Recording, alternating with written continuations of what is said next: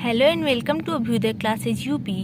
आज के इस वीडियो में हम देखने वाले हैं कि हमें कैसे आदर्श पाठ्य योजना लिखना है। अपना साइंस का हमारा आदर्श पाठ्य योजना है जिसका टॉपिक है पौधों के विभिन्न भाग। जैसा कि आप यहाँ पे देख सकते हैं, आज हम पौधों के विभिन्न भाग का आदर्श पाठ्य योजना हमें कैसे लिखना है इस पर चर्चा करेंगे। और नेक्स्ट वीडियो में हम हमारे इस टॉपिक का टीएलएम कैसे बनाना है उसकी वीडियो आपको चैनल पर मिल जाएगी। उसके लिए चैनल से जुड़े रहें और अभ्युदय क्लासेज यूपी को सब्सक्राइब अवश्य कर लें। चलिए देखते हैं हमें आदर्श पाठ्य योजना लिखना कैसे है। सबसे पहले हम लिखते हैं आदर्श पाठ्य योजना। ऐसे आप लिख लेंगे, फिर लिखेंगे छात्र अध्यापिका का नाम। अगर आप छात्र अध्यापक हैं तो छात्र अध्यापक का नाम आप यहाँ पे लिख देंगे। फिर लिखते हैं हम परीक्षा केंद्र, जैसे आप यहाँ पे देख सकते हैं। उसके बाद हम एक बॉक्स बनाते हैं जिसमें लिखते हैं पहले में दिनांक, दूसरे में कक्षा 6 का हमारा टॉपिक है तो कक्षा 6 लिख देंगे। वर्ग ऐसे आप छोड़ देंगे क्योंकि परीक्षा का दिनांक और वर्ग आप ये पता नहीं आपको, तो इसीलिए आप छोड़ देंगे। जिस दिन आपका परीक्षा केंद्र पर आप जाएंगे ये आदर्श पाठ्य योजना पढ़ाने, उस दिन आप इसका दिनांक लिख देंगे, वर्ग भी लिख लेंगे वहीं पे। ठीक है। विषय क्या हमारा जैविक विज्ञान, उप विषय वनस्पति विज्ञान है। चक्र भी आप छोड़ देंगे और अवधि है हमारी कुल 40 मिनट होती है पाठ्य योजना की, तो अवधि 40 मिनट लिख लेंगे। प्रकरण क्या है पौधों के विभिन्न भाग, तो आप प्रकरण लिख लेंगे पौधों के विभिन्न भाग। उसके बाद हम आगे बढ़ेंगे अपने सामान्य उद्देश्य पर। सामान्य उद्देश्य में कुछ पॉइंट्स हम लिखते हैं जैसा कि हमने हमेशा समझा हुआ है अपने पाठ्य योजना के वीडियो में भी। तो इसमें पहला पॉइंट होगा हमारा छात्रों में जैविक विज्ञान के प्रति रुचि उत्पन्न करना। दूसरा, छात्रों में जैविक विज्ञान में तर्क करने की क्षमता का विकास करना। तीसरा, छात्रों में विषय का क्रमबद्ध, सुसंगठित तथा व्यवस्थित ज्ञान कराना। चौथा है छात्रों में प्रयोगों से संबंधित सामान्य कौशलों तथा उपकरणों के विषय में ज्ञान प्राप्त कराना। नेक्स्ट, छात्रों को वैज्ञानिक दृष्टिकोण के विकास हेतु सहायता प्रदान करना। विज्ञान शिक्षण द्वारा बच्चों की मानवीय शक्तियों का विकास करना। और सातवां पॉइंट है हमारा छात्रों के वैज्ञानिक सिद्धांतों तथा तथ्यों को उपयोग करने की क्षमता प्रदान करना।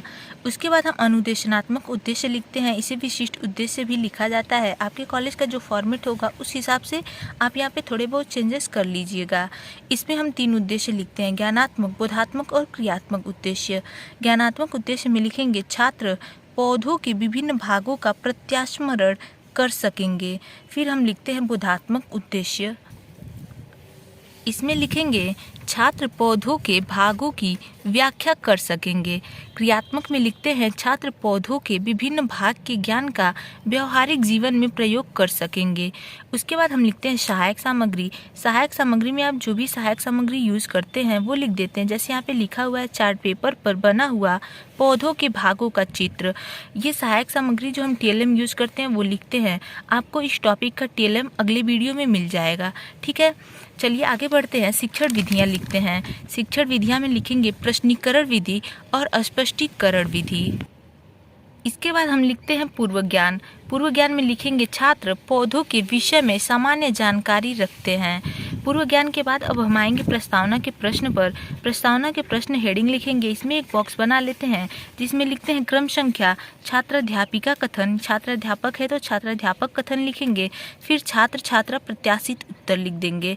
इसमें हम कुछ क्वेश्चन करते हैं। जैसे पहला प्रश्न होगा हमारा, मनुष्य को जीवित रहने के लिए क्या क्या आवश्यक है। छात्र छात्रा प्रत्याशित उत्तर में लिखेंगे मनुष्य को जीवित रहने के लिए जल, वायु, भोजन आदि आवश्यक है। दूसरा क्वेश्चन है, वायु मनुष्य को कहाँ से प्राप्त होता है।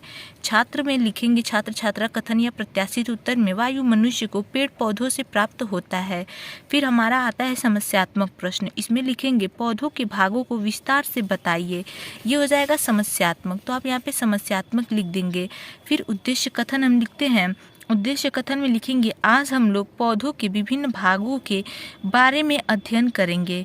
ठीक है, इसके बाद हम आगे बढ़ते हैं अपने अनुदेशनात्मक प्रक्रिया की ओर। ये अगर आपके कॉलेज में लिखवाया जाता होगा तो आप लिखेंगे। जैसे यहाँ पे लिखा जाता है, इसमें प्रस्तुत अनुदेशनात्मक प्रक्रिया को 3 शिक्षण बिंदुओं में प्रस्तुत किया गया है। तीनों शिक्षण बिंदु कौन कौन से उसे क्रमशः लिख देंगे। जैसे जो क्रमशः पौधों के विभिन्न भाग, पौधों के विभिन्न भागों के कार्य व पेड़ पौधों का महत्व। इन तीनों शिक्षण बिंदु को आप ऐसे लिख देते हैं अनुदेशनात्मक प्रक्रिया में। फिर हम आगे बढ़ेंगे, एक बॉक्स बनाएंगे जिसमें लिखेंगे शिक्षण बिंदु छात्राध्यापिका क्रियाएं, छात्राध्यापक क्रियाएं। अगर आप छात्राध्यापक हैं तो यहाँ पे लिखेंगे। फिर छात्र छात्रा अनुक्रिया और आखिरी में लिखते हैं श्यामपट्ट कार्य। इसमें पहला शिक्षण बिंदु क्या है हमारा, पौधों के विभिन्न भाग।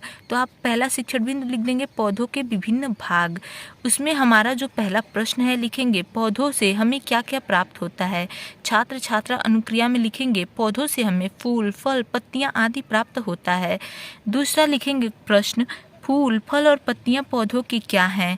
छात्र छात्रा अनुक्रिया में लिखेंगे फूल फल पत्तियां पौधों के भाग हैं। फिर आते हैं हम तीसरे प्रश्न पे अपने। तीसरा प्रश्न लिखते हैं पौधों के विभिन्न भागों के बारे में आप क्या जानते हैं। यहाँ पे हो जाएंगे छात्र मौन, आप लिख देंगे छात्र मौन। फिर स्पष्टीकरण लिखते हैं हम, स्पष्टीकरण हेडिंग लिखेंगे, इसमें लिखेंगे हम अपने आसपास हर तरह के पेड़ पौधे देखते हैं। ज़्यादातर पेड़ पौधों में तना पत्तियाँ फूल और फल दिखाई देते हैं। पौधे को दो भागों में बांट दे तो तना पत्ती फूल एवं फल आदि पौधे का प्ररोह तंत्र बनाते हैं जो कि जमीन के ऊपर रहता है, जबकि जड़ जमीन के अंदर दबा रहता है। अतः जड़ तंत्र के अंतर्गत पौधे की जड़ आती है। ये आप अपने पहले शिक्षण बिंदु पौधों के विभिन्न भाग का स्पष्टीकरण दे दिया आपने। यहाँ पे होता है ये स्पष्टीकरण कंप्लीट। उसके बाद आप यहाँ पे जस्ट स्पष्टीकरण के ठीक सामने लिख देंगे छात्र छात्रा ध्यान से सुनते हैं। ठीक है, ये आप अवश्य ही लिखेंगे। इसके बाद हम आते हैं, सबसे पहले अपना श्यामपट्ट कार्य देखते हैं। श्यामपट्ट कार्य में आप इतना ऐसे लिख लेंगे, एक बार आप इसका स्क्रीनशॉट लीजिएगा। फिर हम आगे बढ़ेंगे, जो आपने यहाँ पे स्पष्टीकरण दिया है यही आप श्यामपट्ट कार्य में लिखते हैं। यानी कि जितना आप श्यामपट्ट कार्य करेंगे इस स्पष्टीकरण से, एक तरफ आप स्पष्टीकरण देते हैं, एक तरफ श्यामपट्ट पे लिखते हैं, वही आप इधर श्यामपट्ट कार्य वाले बॉक्स में लिख देते हैं। जैसे यहाँ पे देख सकते हैं लिखा हुआ है। ओके, एक बार स्क्रीनशॉट लीजिए। फिर हम इसका डायग्राम देखते हैं। ऐसे आप डायग्राम भी बना लेंगे। जैसे यहाँ पे देख सकते हैं पौधों के विभिन्न भाग हम बता रहे हैं, तो पुष्प फल पत्ती तना आदि क्या है, पौधे का प्ररोह तंत्र बनाते। ये हमने अभी जस्ट अपने स्पष्टीकरण में बताया है।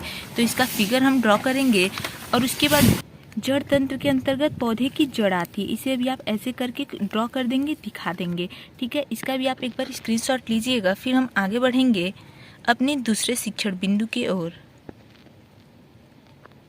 ओके, हो गया। अब हम देखते हैं अपना दूसरा शिक्षण बिंदु जो है पौधों के विभिन्न भागों के कार्य। या आप लिख लेंगे अपना दूसरा शिक्षण बिंदु क्या है, पौधों के विभिन्न भागों के कार्य। इसमें भी कुछ प्रश्न करेंगे, जिसमें पहला क्वेश्चन है हमारा प्ररोह तंत्र के अंतर्गत पौधे का कौन सा भाग आता है।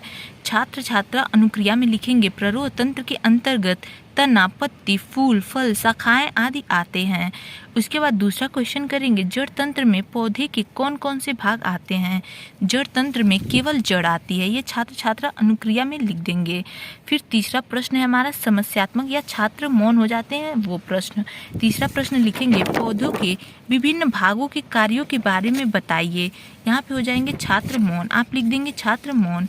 उसके बाद हम स्पष्टीकरण की ओर बढ़ेंगे। अपना दूसरे शिक्षण बिंदु का स्पष्टीकरण लिखते हैं पौधों के हर भाग के अपने अलग अलग कार्य होते हैं जिनका वर्णन निम्नलिखित है। स्पष्टीकरण के ठीक सामने जैसे अभी आगे लिखा छात्र छात्रा ध्यान से सुनते हैं, ये अवश्य ही लिखेंगे। इसमें अब हम इसका एक एक पॉइंट को बताएंगे। जैसे जड़ पहले लिख देंगे, जड़ को बताएंगे। जड़ पौधे का भूमिगत हिस्सा होता है जो मिट्टी से पानी व खनिजों को अवशोषित करके पौधे के ऊपरी हिस्से तक पहुंचाता है। फिर तना लिखेंगे, तना पौधे को मजबूती प्रदान करने के साथ साथ पानी तथा पोषक तत्वों के संचार में मदद करता है। ये हमने तना को भी बताया। अब हम आगे बढ़ेंगे, पत्ती को बताएंगे। पत्तियों का कार्य प्रकाश संश्लेषण की क्रिया करके पौधे का भोजन बनाना है। फिर फूल को भी लिखेंगे, फूल पौधे का प्रजनन हिस्सा होता है जो फल बनाते हैं, और फल जिन पौधों में फूल होता है वह फल का निर्माण करते हैं तथा फलों के द्वारा बीजों का प्रसार होता है। फिर बीज को बताएंगे, बीज पौधे का एक कठोर हिस्सा होता है जिससे एक नया पौधा उगता है। ये हम पौधों के विभिन्न भागों के जो हमारा कार्य दूसरा शिक्षण बिंदु है उसे हमने यहाँ पे बता दिया। आप यहाँ पे देख सकते हैं इसका स्पष्टीकरण भी कंप्लीट हो गया। इसे भी आप एक बार स्क्रीनशॉट लीजिएगा। फिर हम आगे बढ़ते हैं अपने श्यामपट्ट कार्य की ओर। श्यामपट्ट कार्य में आप जो भी श्यामपट्ट कार्य इस स्पष्टीकरण से जो आपने यह स्पष्टीकरण लिखा है दिया है, इसे जो भी श्यामपट्ट कार्य आप करते हैं वो श्यामपट्ट कार्य वाले बॉक्स में लिख देते हैं। जैसे यहाँ पे लिखा हुआ है, जड़ मिट्टी से पानी व खनिजों को अवशोषित करके पौधे के ऊपरी भाग तक पहुंचाने का कार्य करता है या पहुंचाता है, यह आप श्यामपट्ट कार्य में लिख देंगे। फिर अब हम आगे बढ़ेंगे अपने तीसरे शिक्षण बिंदु की ओर, जो है पेड़ पौधों का महत्व। यह हमारा तीसरा शिक्षण बिंदु है। इसमें पहला क्वेश्चन है, प्रकाश संश्लेषण का कार्य पौधे के किस भाग के द्वारा होता है। छात्र छात्रा अनुक्रिया में लिखेंगे, प्रकाश संश्लेषण का कार्य पत्तियों के द्वारा होता है। फिर दूसरा क्वेश्चन है, हमें सांस लेने के लिए ऑक्सीजन कहाँ से मिलती है। छात्र बताएंगे, हमें सांस लेने के लिए ऑक्सीजन पेड़ पौधों से मिलती है। फिर तीसरा क्वेश्चन हमारा छात्र मौन का क्वेश्चन होता है, उसको लिखते हैं, पेड़ पौधे हमारे जीवन के लिए किस प्रकार उपयोगी हैं। ये हो जाएगा छात्र मौन, आप यहाँ पे लिख देंगे। फिर हम स्पष्टीकरण देंगे, स्पष्टीकरण हेडिंग लिखेंगे, इसमें लिखते हैं, पेड़ पौधों के द्वारा हमारी अनेकों आवश्यकताओं की पूर्ति होती है। इसको पॉइंट्स में लिख देंगे। पेड़ पौधे, पहला पॉइंट है, पेड़ पौधों से हमें दवाइयों के लिए जड़ी बूटियाँ, शहद, लकड़ी, पौष्टिक फल, कागज आदि मिलते हैं। दूसरा, पेड़ पौधे मृदा अपरदन को रोकते हैं।